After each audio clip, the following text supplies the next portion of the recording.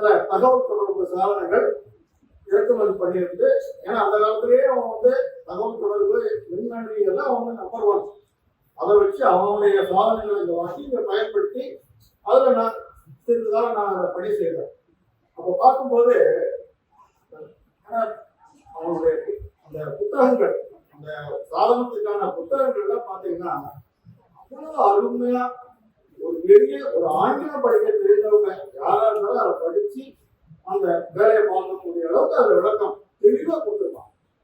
அதே நான் பிற்காலத்துல சைனாவில இருந்தவங்க அதே சாதனங்களை நான் வந்து கையாண்டேன். ஒண்ணுமே புரியாது, பேருக்கு ஒரு புத்தகம் கொடுப்பான், அதை படிச்சு எங்களால ஒண்ணுமே செய்ய முடியாது. அவனே கூப்பிட்டு அவனே வேலை பார்க்க வச்சுதான் நாங்கள் வேடிக்கை பார்க்குற மாதிரி இருக்கு.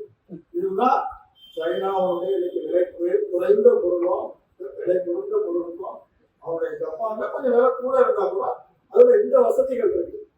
ஸோ அந்த மாதிரி அவனுடைய கல்வி முறை எல்லாமே வந்து நம்மளால நினைச்சு பார்க்குற அளவுக்கு இல்லை. அவ்வளவு சிறப்பான கல்வி முறை. அந்த மக்கள் அவனுடைய இது என்னன்னா, நாங்க யாருக்கும் வாழலையா, எங்களை வந்து நாங்க வாழணும் அப்படிங்கறதுல அவங்க தெளிவா இருக்கிறாங்க. வேலை வாய்ப்பு மற்ற எல்லா விஷயங்கள்லையும் அதே மாதிரி அங்க உள்ள போக்குவரத்து மிக சிறப்பா இருக்கு. உண்மையே நம்ம இருக்க முடியாது. உள்ள ட்ரெயின்ல ஆரம்பிச்சு சாதாரண பேருந்து போக்குவரத்து முதற்கொண்டு சாலைகள், ஒரு இடத்துல ஒரு சின்ன ஒரு குப்பையை பார்க்க முடியுமா, ஒரு மண்ணை பார்க்க முடியும், மணல் சாதாரண மணலை ஒரு இடத்துல பார்க்க முடியுமா? கிடையாது. சாலைனா சாலை.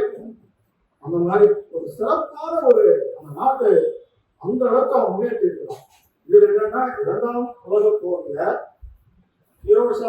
ஹிரோஷிமா நாகசாகில அமெரிக்கா குண்டு போட்டு அந்த இடம் அவ்வளவு 2 லட்சம் பேர்கிட்ட மக்களை இழந்திருக்கிறாங்க. பொருளாதார ரீதியா ரொம்ப பாதிக்கப்பட்டிருக்கிறாங்க. இவ்வளவு இருந்த பிறகும் நம்மளால முடியும், நம்ம யாரும் வாழல, நம்ம முன்னேறுவோம் அப்படிங்கிற ஒரு திண்மமான ஒரு திட்டத்துல இன்னைக்கு வந்து இன்னைக்கும் அவ்வளவு சேதம் அவ்வளவு நஷ்டம் ஆகி இருந்தோம். இன்னைக்கும் நம்பர் 1 எலக்ட்ரானிக்ஸ்ல அவனுக்கு நிகழ் யாருமே கிடையாது. அந்த அளவுக்கு சிறப்பான ஒரு முன்னேற்றத்துக்கு காரணம் என்ன? தாய்மொழியில் படிக்கிறது அப்படிங்கிறது தான் அது முக்கியமான கருத்து. ஏன்னா இன்னைக்கும் நான் பொறியியல் துறையில என்னதான் படிச்சு என்ன பண்ணியிருந்தாலும் நான் தமிழ்ல ஒரு கருத்தை படிச்சேன்னாக்கா மனசுல அவ்வளவு தெளிவா நமக்கு வந்து பதியும். அதை வந்து யாராலையும் படிக்க முடியாது. தான் தாய்மொழி. நம்ம பிறந்தனையிலேருந்து நம்ம காதல வாங்கின அந்த மொழி தமிழ். அந்த தமிழ்ல ஒரு கருத்தை நம்ம படிச்சோம்னா மனசுல என்னைக்கும் அது மறக்காது. நம்ம ஆங்கிலங்கள் எப்படி அது புரியும் பாது புரியாது, அதை எப்படியோ நம்ம படிச்சு அதை நம்ம ஓட்டுறோம். ஸோ அதுதான் அந்த அவங்களுடைய முன்னேற்றத்திற்கு முதல் காரணம் தாய்மொழி அப்படிங்கிறத நல்லா தெளிவாக புரிஞ்சுக்கணும். அதே மாதிரி அங்க உள்ள மக்கள் வந்து நம்ம ஒரு மாதிரி அப்படியே வேலை நேரத்துல வேலை, ஓய்வு நேரங்கிறது ஓய்வு அப்படிங்கிறது ஒரு தெளிவா இருக்கு. நம்ம ஊர்ல வந்து வேலைக்கு வர்றவங்க எப்படி வேலையில ஏமாத்துறான்னு பாக்குறான். அங்க உள்ளவன் வேலைக்கு வரும்போது வேலை இன்னும் எப்படி சிறப்பா செய்யலாம் அப்படிங்கிற அந்த ஒரு உணர்வோட செய்யறதுனாலதான் அது வந்து பள்ளிக்கூடத்துல இருந்து அந்த மாணவர்களுக்கு அந்த உழைப்பு, அந்த டிசிப்ளின், அந்த மாதிரி சில கருத்துக்களை நல்ல அருமையா அவங்க பதிச்சு கொண்டு வந்துடுறாங்க. அதனுடைய விளைவு எந்த குழந்தையும் பெரியவனான உடனே எந்த தப்பும் பண்ணுங்கிற எண்ணமே வராது. அவங்க அவ்வளவு ஆரோக்கியமா இன்னைக்கு வந்து உலகத்திலேயே ஆரோக்கியமா வாழக்கூடிய நாடுகள்ல ஜப்பான் நம்பர் 1. அதான் மனிதனுடைய சராசரி வயசு 86 வயசு. நான் அந்த கைடெட்டு கூட பேசிட்டு இருந்தேன். அந்த அம்மா பார்த்தா 56 வயசு எங்களுக்கு வந்த கைடு, ஒரு கைடு. அந்த அம்மா பார்த்தா நம்ம ஊர் 26 வயசு தான் இருக்கிறாங்க. அவ்வளவு உடம்பு ஆரோக்கியம், அந்த ஒரு இதை காப்பாற்றுறாங்க. ஸோ அதெல்லாம் மிகப்பெரிய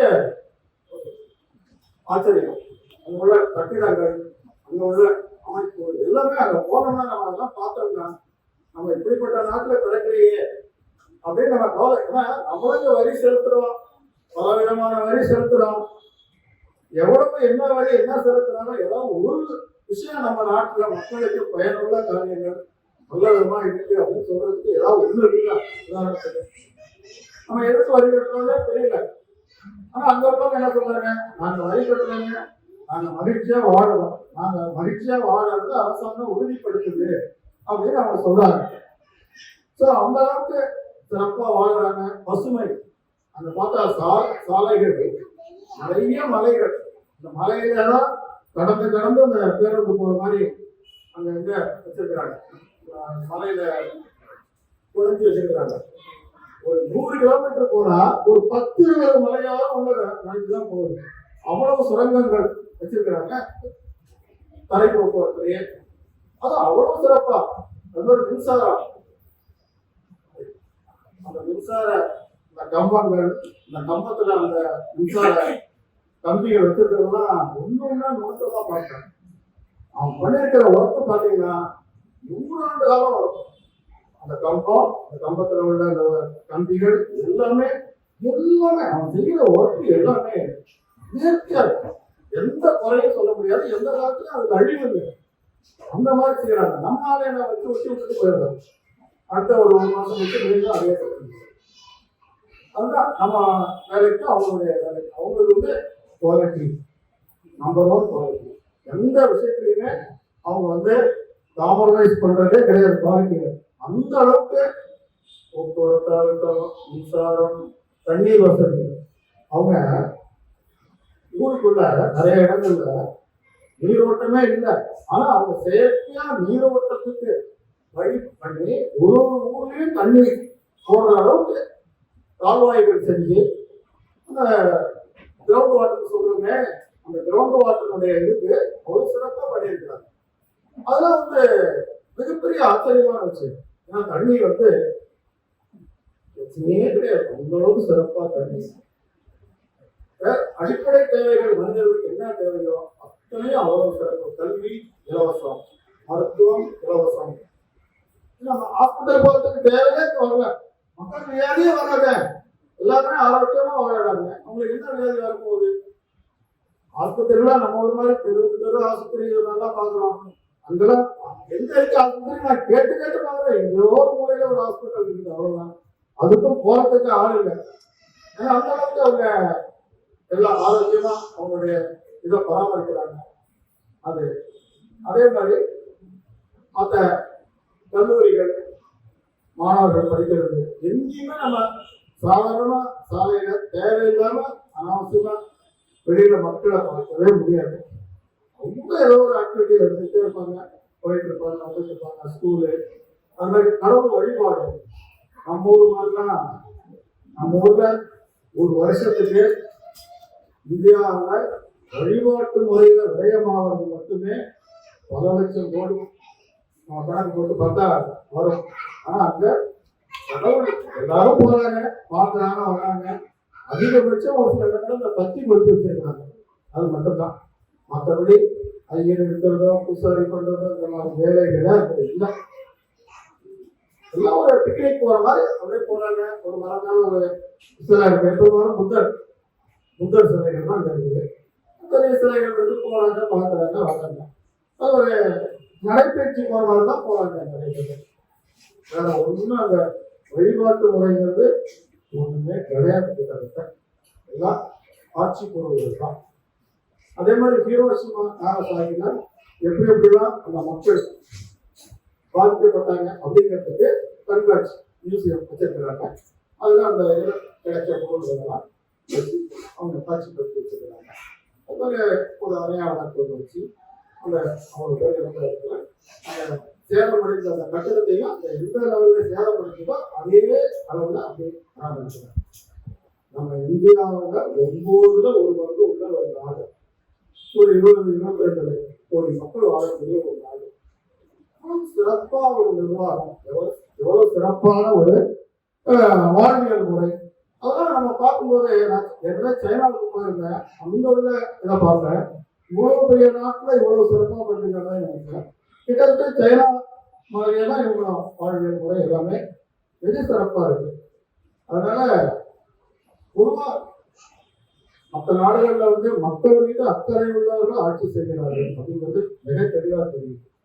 ஸோ மக்கள் தேவை என்னவோ அதை பூர்த்தி செய்யறதுலையும் அந்த அரசாங்கம் வந்து சிறப்பாக பண்ணுது.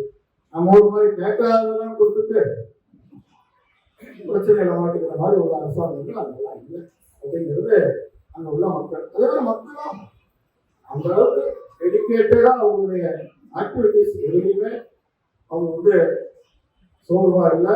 ரெண்டாவது ஏமாத்துற மாதிரி ஒரு எண்ணங்கள் இல்லை. குற்றங்களும் அங்க நம்ம ஊர் மாதிரிலாம் எதுவுமே இல்லை. குற்ற செயல்கள் மிக மிக குறைவு. ஏன்னா அவங்க பள்ளிக்கூடத்துல இருந்தே மாணவர்களுக்கு அந்த கல்வியை வந்து சிறப்பாக போதிக்கிறதுனால அந்த செயல்களுக்கு வாய்ப்பு இல்லாத அளவுக்கு நடக்குது. ஸோ அதனால பல வழிகளை பார்க்கும்போது ஜப்பானுடைய மக்கள் வாழ்வியல் முறைங்கிறது மிக மிக சிறப்பா இருக்கு. சில சமயங்களில் அவங்களுடைய வாழ்வையெல்லாம் பார்க்கும்போது நமக்கு இப்படி ஒரு நாட்டில் தங்கக்கூடாதான்னு கூட நம்ம நினைக்கிற அளவுக்கு அந்த மக்களுடைய, ஏன்னா அந்த அளவுக்கு தாய்மொழி பற்று, அந்த மொழி பற்றுங்கிறது என் மொழியே நான் பேசுறேங்க கேட்டால் அவ்வளவுதான். நாங்கள் ஒரு 10 நாள் இருந்ததுக்குள்ளேயே எங்களுக்கு ஜப்பான் சொல்லி தராங்க. பஸ்ல போகும்போது டிராவல் போகும்போதுதான் இப்படி சொல்லுங்க, டேக்ஸினா இப்படி சொல்லுங்க, 1 2 3 நாள்லாம் இப்படி சொல்லுங்க அப்படின்னு அவங்க அந்த கைடு வந்து நமக்கு இது பண்றாங்க. அந்த மாதிரி டிரைவர்லாம் நம்ம ஊரெல்லாம் ஓட்டுநர்லாம் ரொம்ப கேவலமா நம்ம ட்ரீட் பண்றாங்க. நிறைய ஊர்ல டிரைவர்லாம் அவ்வளோ மெஜஸ்டிக்கா கீப்பப் பண்ணுவாங்க. லேட்டா டியூட்டினா டியூட்டி முடிஞ்சா அதுக்கேற்ற மாதிரி ஒரு இடத்துல வண்டியை நிறுத்துவாரு. அதுக்கு மேலே ஓட்ட மாட்டாரு. இதுனா 2 மணி நேரம் ஓவர் டைம், அவ்வளோதான். எக்ஸ்ட்ரா அவர் ஓட்டுறது இந்த மாதிரிலாம் கிடையவே கிடையாது. நம்ம ஊர்ல மணிக்கணக்கை பத்தி எதை பத்தியும் கவலை கிடையாது. எத்தனை மணி நேரம் ஓட்டலாம், எவ்வளோ ஆக்சிடென்ட். நானும் 10 நாள் நாங்கள் சுற்றி வந்தோம். டோக்கியோ போகணும், ஓகையா போகணும். எந்த இடத்துல ஒரு விபத்தை கூட ரோட்ல பார்க்க முடியல. ஒரு வண்டி பிரேக் டவுன் ஆகி ரோட்ல இருந்துச்சுன்னா எங்களால பார்க்க முடியல.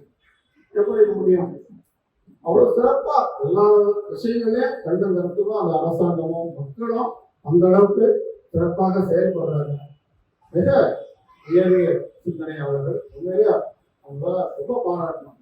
அதை முக்கியமாக கூட வாட்ஸ்அப்ல நடக்கிற சில கருத்துக்கள் வந்துச்சு. இந்தியர்களை ஜப்பானீஸ் பிடிக்காது அப்படின்னு சொல்லி ஒரு கருத்து போட்டிருந்தாங்க. ஏன்னு கேட்டா பிரிட்டிஷ்கார எண்ணிக்கையில 10,000 20,000 பேர் வந்தாங்க. கோடிக்கணக்கில் வாழ்ந்த மக்கள் வந்து அவங்களுக்கு கடுமையா சேவை செஞ்சிருக்கிறாங்க.